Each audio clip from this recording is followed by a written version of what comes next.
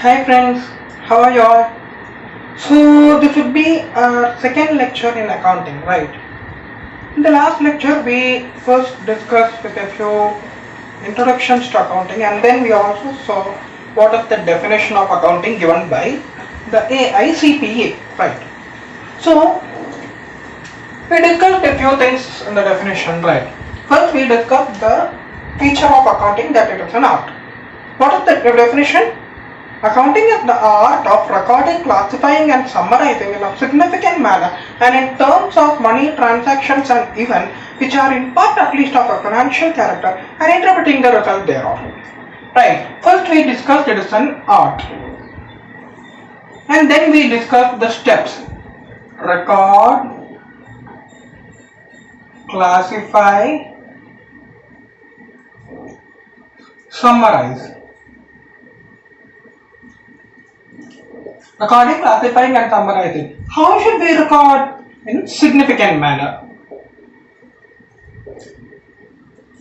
And in terms of money, transactions,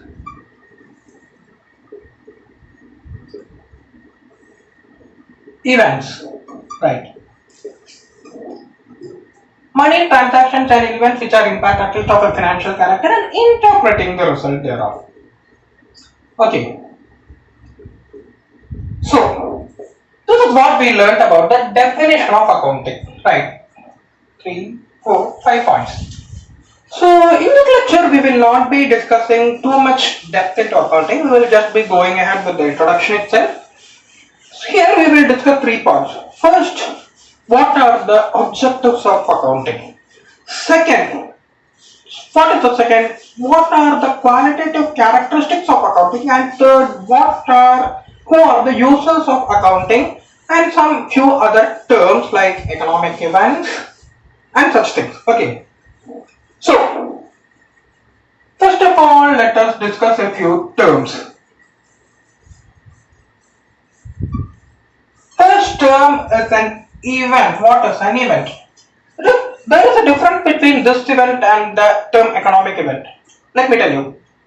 If a person is a seller, let me take Vijay. Vijay is a seller, and Vijay is selling some goods to somebody else. Okay, Vijay is selling some goods to somebody else, and let us say Vijay is not selling for cash, but he is selling on credit. So what will happen? Okay, it is what happens in according to definition. This is a transaction that is happening, right? Transactions that is happening. But because of this transaction, what happens? Two things. One, if Vijay is selling goods worth ₹1,000, then Vijay's stock has gone down by ₹1,000, right? If he earlier had 10,000 worth of goods, now he has only 9,000 worth of goods. But his debtor, somebody who owes him money, somebody who will pay him some money in the future, that person's value has gone up by ₹1,000, right? So this thing is happening. What is this? This is the result of the transaction of sale, and this thing is called an event here. Bring these together mean economic event. Okay, economic event can be anything that is happening whenever money is involved. Okay, this is the first thing, economic event. Then what is an organization? Organization is some entity, business, enterprise. It need not be a company or something for which we are maintaining accounts. That's all. Organization is an enterprise for which we are maintaining accounts. Simple. It can be a small shopkeeper. It can be anything. Okay. This is the next important term. Right. In the next lecture, we will be discussing a few concepts wherein these two terms will be important for you. Okay. And we will discuss more terms. What is a debtor? Debtor is any person who is to give us money, and creditor, reverse, to whom we are to give money. All these terms we will discuss, but these two terms, economic event and organization, are very important for us. Now, let us discuss the objectives of accounting. why do we maintain accounts? What are the objectives of the definition of accounting? First objective. What is it? First objective. Maintaining books of accounts of financial or books of accounts of enterprises, or maintaining financial record. Okay, objective, financial record. Simple. Why we maintain accounts? To record all the financial transactions and events that are happening in an enterprise. Okay, this is financial record. Then the next, this is why we do recording, classifying and summarizing. This is the profession of in financial record. What is the next objective? Interpretation can happen in two ways. I have told you last lecture. One is ascertaining the profit or loss, and then depicting the financial position. Next objective is profit or loss. Profit and loss and financial position. Okay. What is the financial position of the enterprise? Here we prepare the profit and loss account. Here we prepare the balance sheet. These are the three objectives of account. Why do we maintain accounts? Okay. Now, who are the users of? See, whenever we are doing an interpretation, some information will be generated, right? When we are depicting the profit and loss, it is a bit of information. It is not a statement or it is not an account. It is a bit of information that this enterprise has earned this much profit or this enterprise has incurred this much loss. Now, for whom do we generate this information? Users. Okay. Users of those people for whom we generate this information are called the users of financial accounting. Now, users can be of two types. Take any enterprise. It can be internal or external. Who are internal users? People who belong to the interior organization. They are inside our organization, and maybe they will be relevant for our supply chain as well. If I am engaging some person to deliver my goods, he is an employee, like an employee, and he will be an internal user. Three categories. First is management. The top management of the company will be an internal user. Then the main employees. The employees of the company will be an internal user. Then those people who are directors, the management will be a board and the top will be directors. Both we can take up the same category also. Then the people who are working in the organization. Okay, why do the management, basically the management are called the internal user. Why do the management need accounting information? So see how this enterprise is working. If Mukesh Ambani is the chairman of Reliance Industries Limited, Mukesh Ambani will need the information on Reliance Industries Limited to see how his company is working currently, whether his company is working properly, whether his company is making profit. Okay, that is why he will need the financial information. Take anybody. Sundar Pichai is the CEO, Chief Executive Officer of Google. Why do he needs the financial records of Google? Why? Because he needs to know how the company which he is managing is running. He does not need to know how if the company will give him salary. Anyway, he knows the company will give. But he will need to know how the company is working because it is in his personal interest. If his company is working good, it is a good name for him. If his company is working badly, then it is a poor name for him. So, the management will need to know the information so as to assess the performance of the company. There are other people called external users. Let's say creditors or debtors. Creditors. Let's say creditors. Creditors are the main people.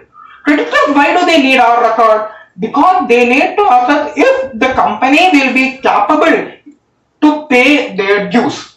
Government, to see if the company is clearly following laws. And many customers, to see if the company can be relied, whether the company will keep supplying its product for a long time. Investors, let's take investors. If somebody wants to invest in this company, he will see if this company is giving good, if this company is capable of generating returns. So these are the category of external user. Now, what are the qualities that we need in accounting? We are providing some information from accounting. What are the qualities we need in accounting information? First, it should be reliable. Okay, it should provide actual financial position of the company. If the company is making 1,000 crore loss, the accounting information should not tell that the company is making 10,000 crore profit. That is grossly wrong. Then why should we do accounting? Okay, it should be reliable. Then it should be relevant also. Reliable means it should be trustworthy.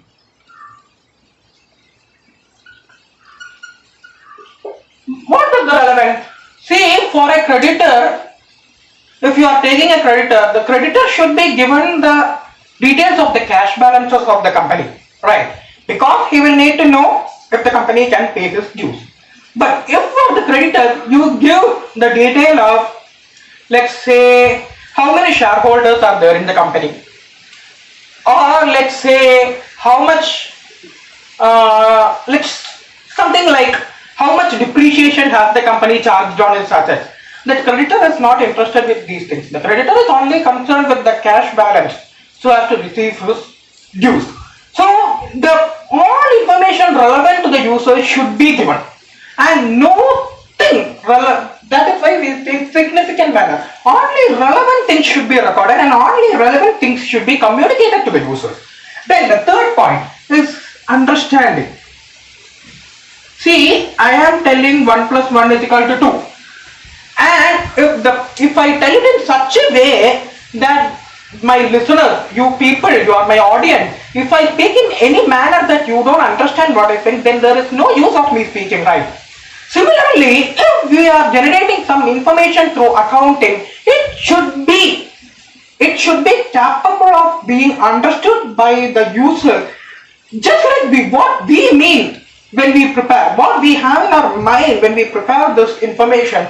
They should interpret or they should understand it in the same manner. If I am intending to tell that the company has made a profit of ₹1,000, and if the users, and when I portray the information, if the users get to understand that the company has made a loss of ₹10,000, then this information is not understandable. Okay, they should be able to understand it in the same manner, same sense as we have portrayed the information, we have given the information. Now, the last point is comparable. Comparison is one point we will just discuss. See, the company will be maintaining accounts for a long period. It should be that the company should follow same accounting policies. We will discuss what are accounting policies in the next lecture. But the same accounting policies or the framework should be followed in all the years, so that we will be able to compare the current year's financial information with the last year's financial information to see how has the company fared this year when compared to last year. So companies are basically, when we are taking a single company, this comparison should be facilitated by accounting. Okay. This is all. So, in this lecture we discussed some terms of accounting, economic event, organization, then what are the objectives, who are the users, and what are the qualities of accounting. So, in the next lecture we will discuss some important terms as well as some accounting concepts. So, I will meet you again in that lecture. So, till then, stay safe. Thank you.